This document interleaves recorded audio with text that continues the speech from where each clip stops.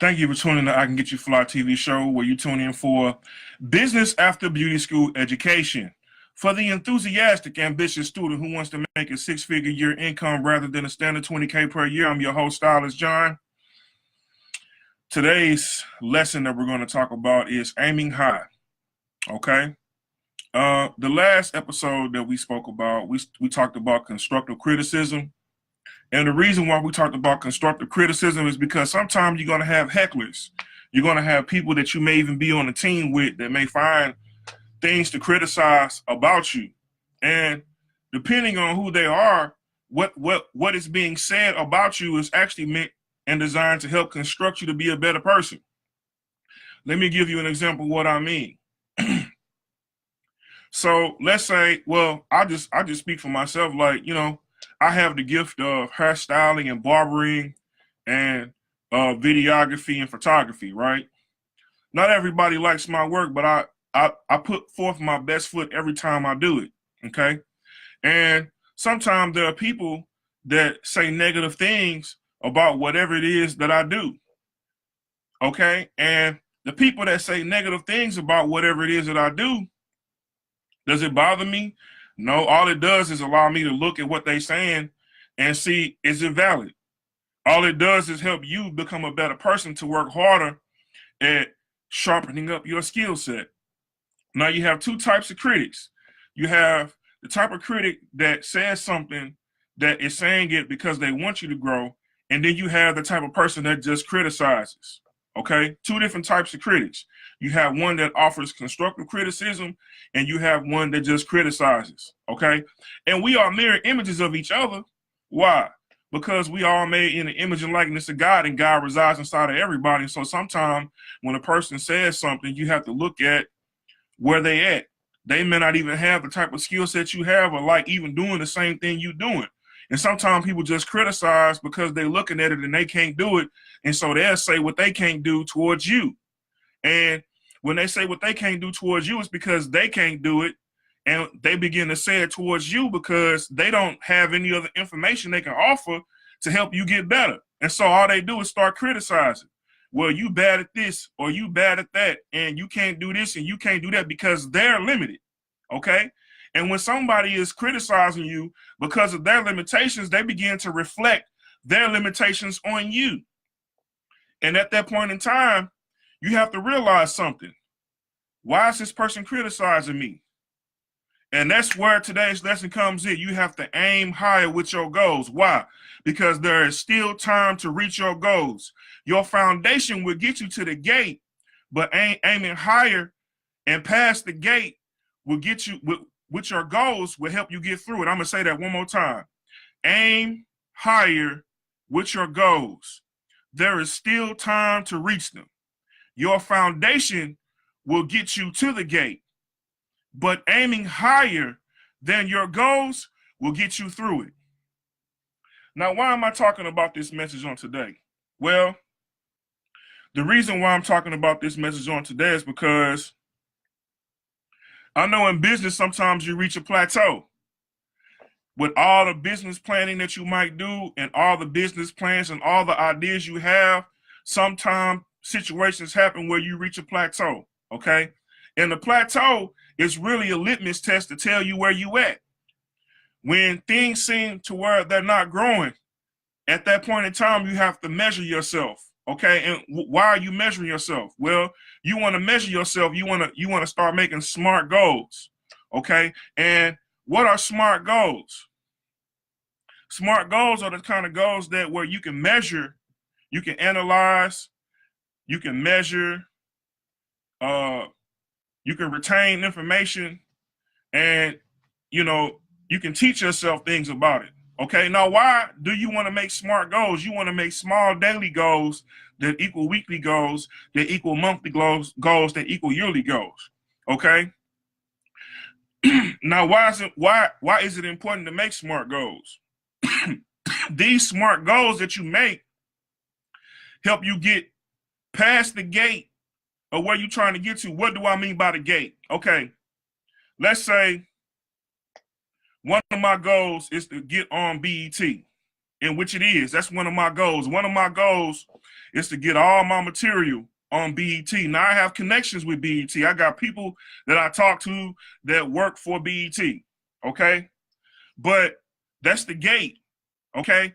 But actually getting my material on the network and beyond the network, VH1, and a couple other networks with people that I'm talking to, is going beyond the gate, okay?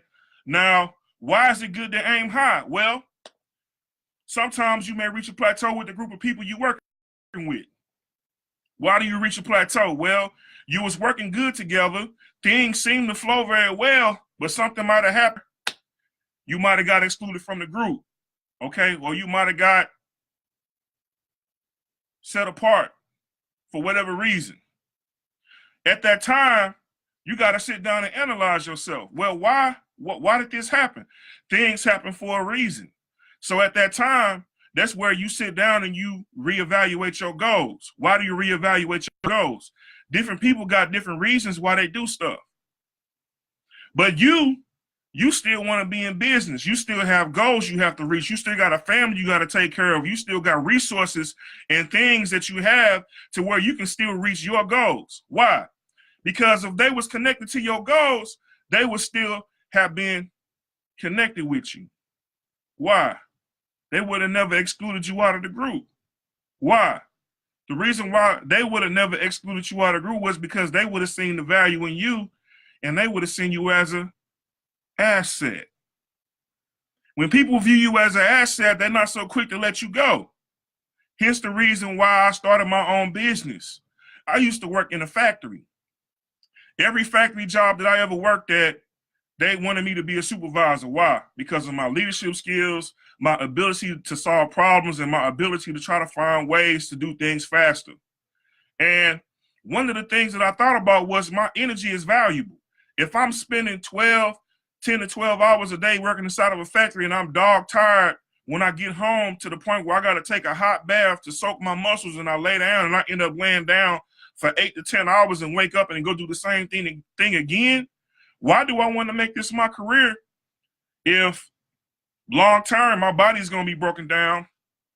And yeah, I may have the material things that I want, but my body is valuable to me. And at any given time, if the supervisor or owner of the company says, we don't want you here no more, I'm gone. So you got to plan around that. The people that let you go don't think about that for you. You got to think about that for you. Why you got to think about that for you? Well, the reason why you got to think about that for you is because you have to make your own exit strategy. What is an exit strategy, you might ask? An exit strategy is your ability to be able to retire from what it is that you do. Now, why do you want to be able to retire from what it is that you do? Well, you want to be able to sit back, kick your feet up, enjoy the wealth of all the different things that you've done from your hobby, which you turn into a business for things that you love to do. You want to be able to kick back. And when you have a family, a wife, children, people that's looking up to you, you want to be able to leave them something while you're still able to enjoy the fruits of what your labor was while you was up working. That's the reason why your energy is valuable. And that's the reason why we're talking about today's lesson about aiming higher. Sometimes people will put their limitations on you, which make you feel stuck. Why? Because they're speaking things and they're thinking things about you, which make you be at a certain level. But how many of y'all know that when you begin to aim higher with your goals and you begin to reach higher and you begin to aim higher than where people place their limitations on you, there's still time for you to reach your goals. And the reason why there's still time for you to reach your goals is because your foundation will get you to the gate, which is one level of success. But aiming higher than where people place their limitations on you will help you get through the gate. Okay? So again, I said one of my goals is I want to get a lot of my material on BET. I got connections with BET. I got people I talk to at BET networks. But getting through the gate would be what? Having my material actually airing on the network. What else? Having my material actually airing on VH1. I did want my materials airing on cable television, and some of it did get aired on cable television, but it's time to think way higher than that. Why? The reason why it's time to think way higher than that is because when people around you begin to fight you so hard at what it is that you're doing to prevent you from getting to that next stage, or talking about your work, or not paying you for your work, and you've been working hard and y'all been working together, and they begin to not paying you for your work, that's a problem. When people don't pay you for your work, it hinders you from getting to the next stage with acquiring new equipment, with taking care of your resources, and also with taking care of your bills. So let me tell you some of the things that people have done. I have people call the places that I work and tell them negative things to my supervisor about me. I've had people tell customers, oh, hey, don't fool with this guy for whatever reason. You know what it does? All it does is motivate you. Why? To aim higher. Why? Because your source of income cannot depend on somebody's word of mouth if they hating on you or saying something negative about you. Why? Because you still got bills to pay. You still got a family to feed. You still got things you have to take care of, and your life still has to go on despite what other people say about you. You might decide to take the high road and not even retaliate against some people, right?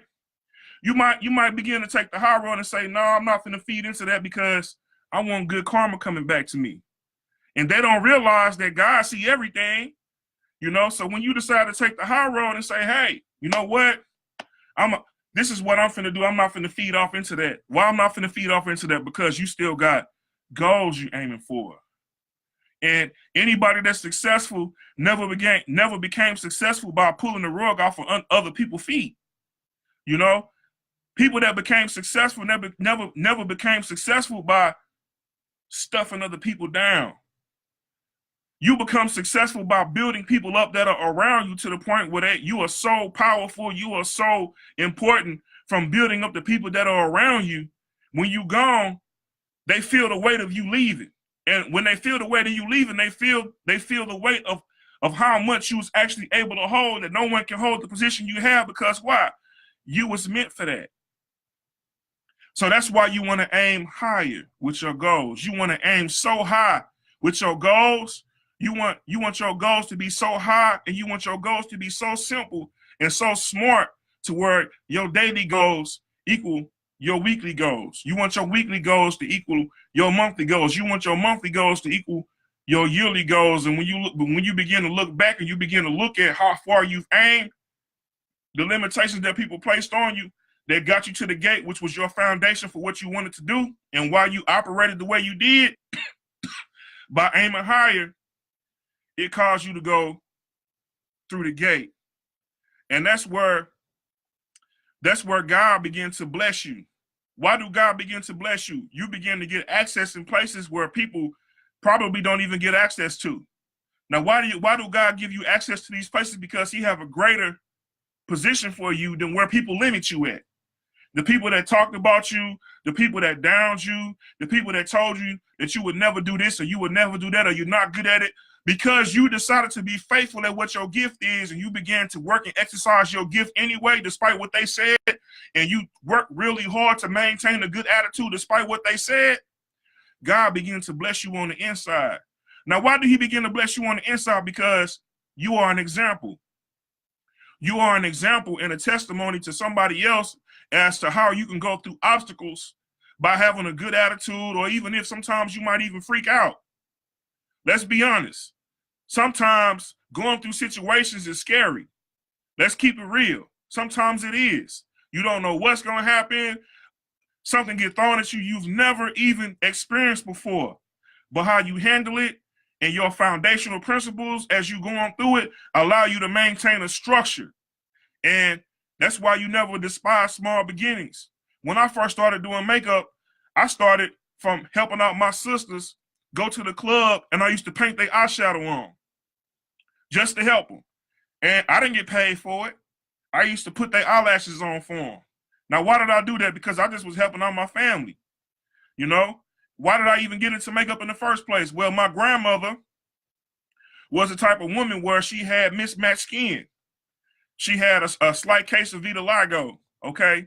And when she would give me a hug, her makeup would come off on my clothes, and I didn't like that. I have a white shirt on, I give her a hug, it's on my collar, so I had to figure out How in the world do I keep the makeup on my grandmother and not on me? And when I became a photographer and I was snapping pictures and I began to look at Photoshop and I began to look at the different Photoshop edits and the different things that I could do, I said, you know what, if I could just make the makeup better before I take the picture, I could save myself time editing in Photoshop where I won't even have to do a whole lot of editing. It could just be done right the first time. And so I began to really seek out ways on how I could do makeup on a woman to where it looks natural and it looked right the first time. Not saying that I've reached the level of where I want to be, because I'm aiming higher. Okay? I'm aiming higher every time that I do it. I want to get better every time that I do it. So I'm always looking for ways on how to